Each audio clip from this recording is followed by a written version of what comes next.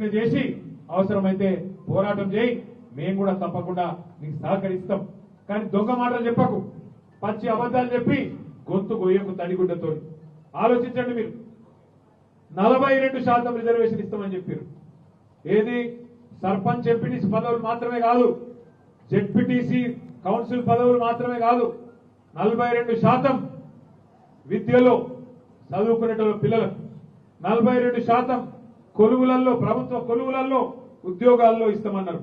42% ప్రభుత్వ కాంట్రాక్ట్లల్లో మీరు ఊర్లలో చేసే వర్కులల్లో, సీసీ రోడ్లల్లో, మోరీలల్లో, కట్టే కమ్యూనిటీ హాల్లల్లో అన్నిట్లో 42% బీసీలకు ఇస్తా అన్నాడు.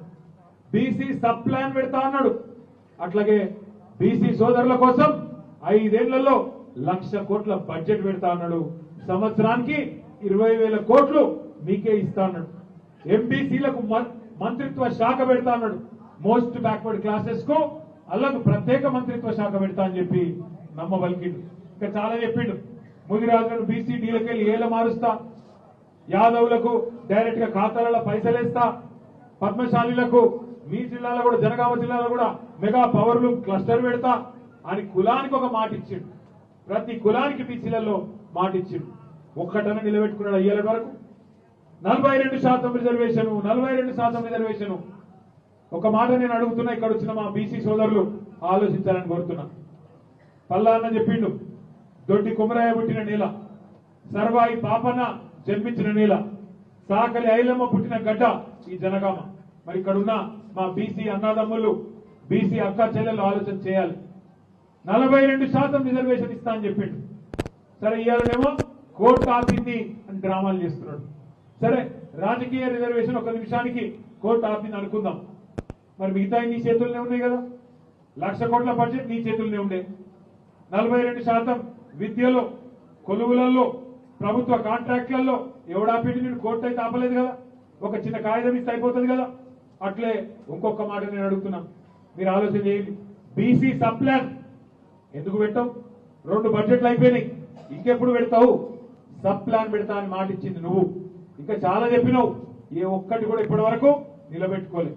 నిలబెట్టుకోకపోగా 42% రిజర్వేషన్ అని డ్రామా చేసి కుల గణన అని చెప్పి 160 కోట్లు ఖర్చు పెట్టి బీసీల జనాభా తగ్గించి చూపెట్టిండు రేవంత్ రెడ్డి.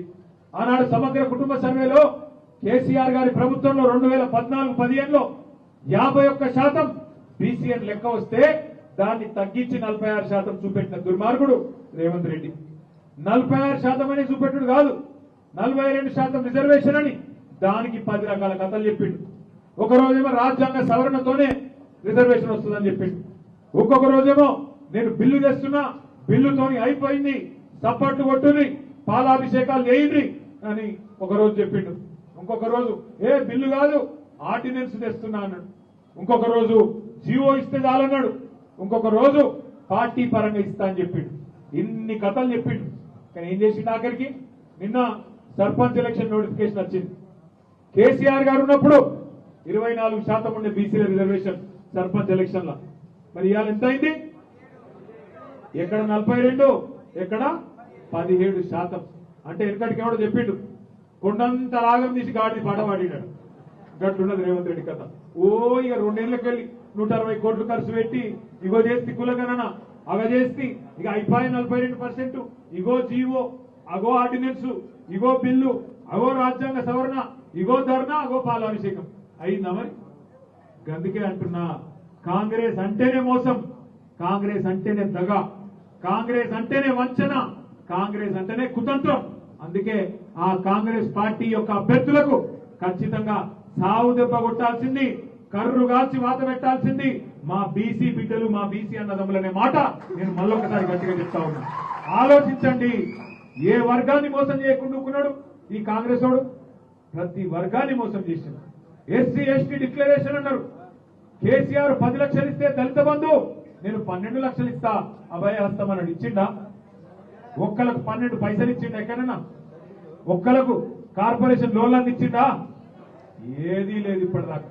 ఎస్సీలకు మోసం, ఎస్టీలకు మోసం, బీసీలకు మోసం, మైనారిటీలకు మోసం. మైనారిటీలకు చెప్పిండు 4,000 కోట్ల బడ్జెట్ అన్నాడు. ఇచ్చిండా? ఒక్కలకన్నా వచ్చిందా? సబ్ ప్లాన్ లేదు, బడ్జెట్ లేదు, రైతు డిక్లరేషన్. ఇక రైతులకైతే ఇప్పుడే దయన్న చెప్పిండు, పల్లాన్న చెప్పిండు, రుణమాఫీ అన్నాడు, అది చారణ కూడా చేయలేదు. రైతు బంధు 15,000 చెప్తా అన్నాడు, 12,000కి ఆగిండు, 15,000కు లేవు పైసలు అన్నాడు, 2 సార్లు ఎగ్గొట్టిండు. బోనస్ అన్నాడు, అది బోగస్ అయిపోయింది. ఉచిత విద్యుత్ ఉత్త విద్యుత్ అయింది. కనీస మద్దతు ధర దిక్కులేదు.